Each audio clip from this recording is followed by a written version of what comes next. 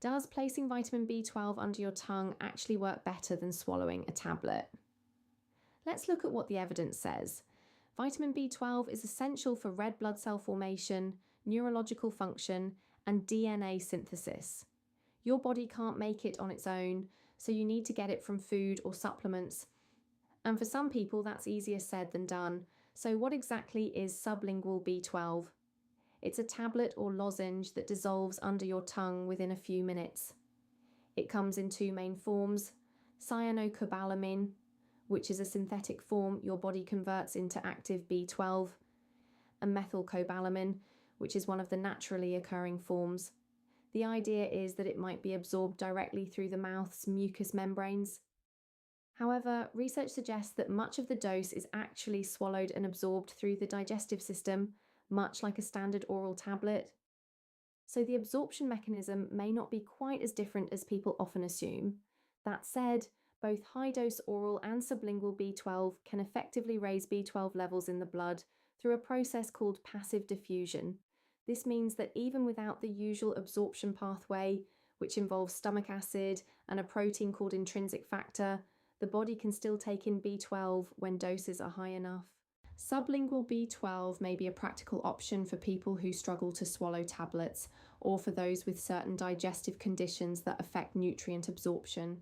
Groups who may need to think about B12 supplementation more broadly include vegans and vegetarians, older adults, and people taking certain medications like metformin or proton pump inhibitors, as these can affect B12 levels over time.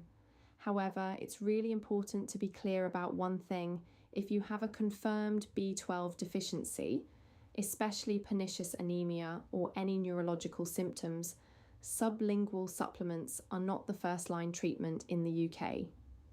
NICE and the British Society for Haematology recommend intramuscular hydroxycobalamin injections in those cases. That's something only a healthcare professional can assess and prescribe appropriately. If you think you might be deficient in B12, please speak to your GP before self-supplementing. A blood test is the only way to know for certain what your levels are and what kind of support you actually need. Self-supplementing without that assessment could mean an underlying condition goes undiagnosed or untreated. On the safety side, B12 is a water-soluble vitamin and is generally well tolerated. Excess is usually excreted in urine, though the body does also maintain its own stores. Sublingual B12 is considered safe with minimal side effects, but always follow the guidance your doctor or pharmacist has given you. If you're already supplementing and you notice any new or worsening symptoms, such as tingling, numbness, or fatigue, contact your doctor, as these could be signs that something more needs investigating. Just to recap, sublingual B12 dissolves under the tongue but is largely absorbed through the digestive system, similar to standard oral tablets. It may suit people who struggle with tablets or have certain digestive conditions, but it is not a replacement for injections when there's a confirmed deficiency. And before starting any B12 supplement, it's worth getting your levels checked first. This video is for general information only and isn't a substitute for medical advice. For personalised guidance, speak to your GP or pharmacist. If you found this helpful, leave a comment below. We'd love to know what topics you'd like us to cover next. And if you haven't already, give this video a like and subscribe to the Bolt Pharmacy channel for more straightforward health information.